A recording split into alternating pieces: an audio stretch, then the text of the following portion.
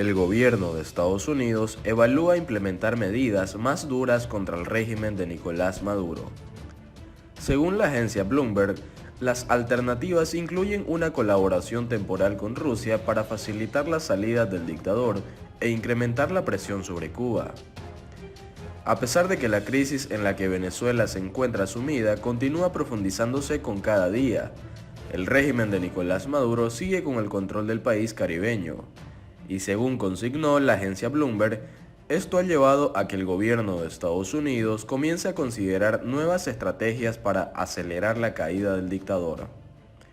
Entre ellas se encuentran la posibilidad de realizar una colaboración temporal y acotada, este propósito con Rusia, aliado de Maduro, para facilitar su salida e incrementar la presión sobre Cuba, su principal sponsor. Las posibilidades fueron discutidas en una reunión que tuvo lugar este jueves en la Casa Blanca y fue liderada por el vicepresidente Mike Pence. También se consideró atacar las importaciones de petróleo venezolano por parte de India, una de sus principales fuentes de ingresos, pero se abandonó en última instancia. La intervención militar, no obstante, no es una opción que esté sobre la mesa. La aclaración es reiterada en cada oportunidad tanto por la administración de Trump como en los países americanos que componen el Tratado Interamericano de Asistencia Recíproca, el principal organismo multilateral usado para abordar la crisis venezolana junto con el Grupo de Lima. De hecho, en la última reunión de cancilleres que tuvo lugar el pasado 3 de diciembre, los países miembros acordaron adoptar sanciones contra 29 funcionarios del régimen de Nicolás Maduro, en la primera medida concreta adoptada tras la activación de este acuerdo regional de defensa contra la dictadura chavista. En concreto, aplicaron medidas de restricción de ingreso y tránsito a 29 personas, entre ellos 8 militares, en los territorios de los estados parte.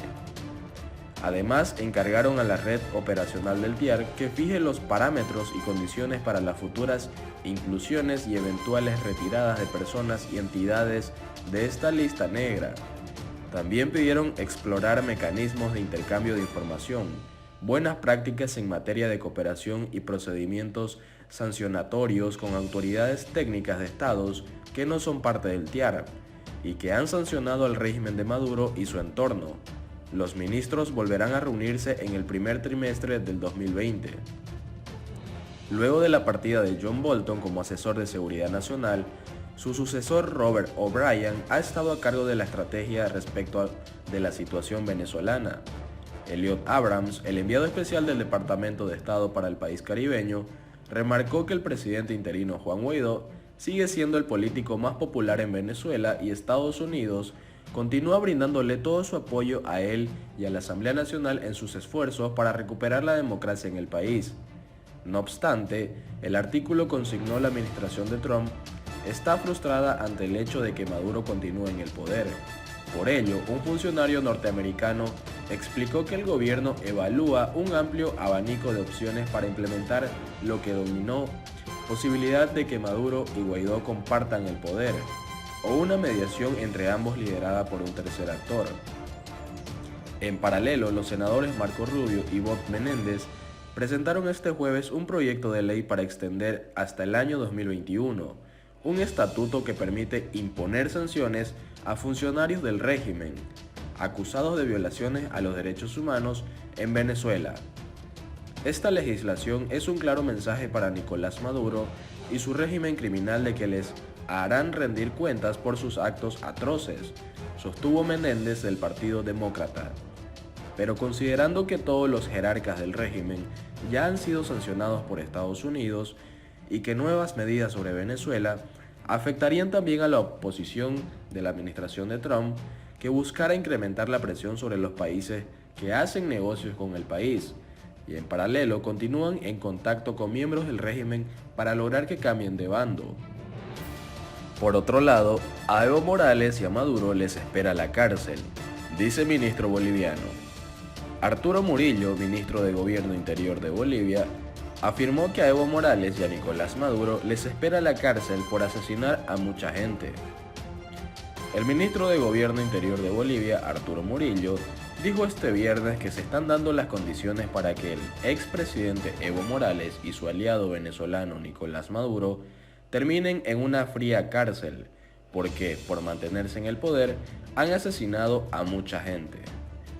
Murillo se refirió así en una entrevista con la AFP a la denuncia que el gobierno prepara contra Morales ante la Corte Penal Internacional de La Haya por crímenes de lesa humanidad, en la que 6 países accionaron el año pasado contra Maduro bajo acusaciones similares.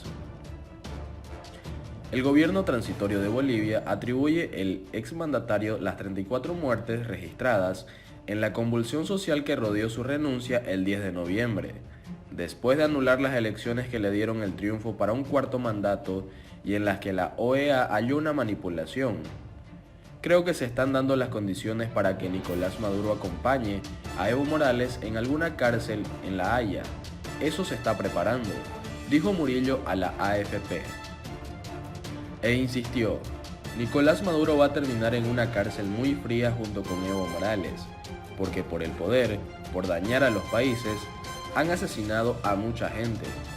Maduro fue denunciado el año pasado por Argentina, Chile, Colombia, Paraguay, Perú y Canadá ante el Tribunal Internacional por crímenes que habrían tenido lugar en Venezuela a partir de febrero de 2014. El titular de gobierno boliviano descartó que Morales pueda retornar al poder. Como dijo Maduro el miércoles en Caracas, según el venezolano, se está cocinando con el pueblo de Bolivia la vuelta, el regreso de Morales, y añadió que Evo volverá hecho pueblo, hecho millones. Murillo retrucó, Evo Morales puede volver, pero nadie garantiza que no vaya directo a la cárcel. Según el funcionario boliviano, Morales perdió la oportunidad de salir por la puerta grande. No hizo bien las cosas. La ambición y su círculo cerrado de corruptos, narcos, lo convenció de postularse a un cuarto mandato consecutivo, a pesar de que un referendo le negó en 2016 esa posibilidad. Le endulzaron la oreja, le hicieron creer que era un dios, dijo Murillo, pero es un ser humano que ha cometido muchísimos delitos que los va a tener que pagar en esta tierra. Morales logró en 2017 que el Tribunal Constitucional lo habilitara para una reelección indefinida, al considerar que eso era un derecho humano. Sin embargo, luego de que la OEA difundiera los hallazgos de su auditoría, en la que encontró irregularidades en los comicios de octubre, se desató una oleada de protestas sociales que derivaron en su renuncia tras casi 14 años en el poder, luego de perder el apoyo de los militares y los policías.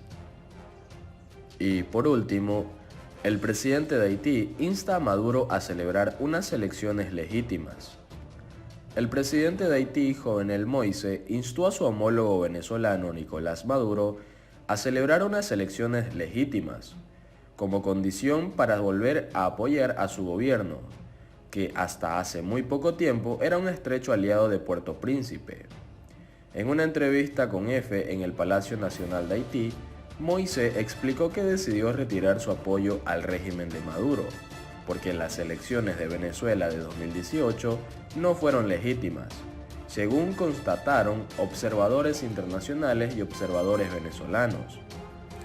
No fueron elecciones legítimas, fueron elecciones contestadas. Si el presidente Maduro hace unas elecciones mañana, por la mañana, él participa. La comunidad internacional acepta que ha actuado correctamente y es elegido.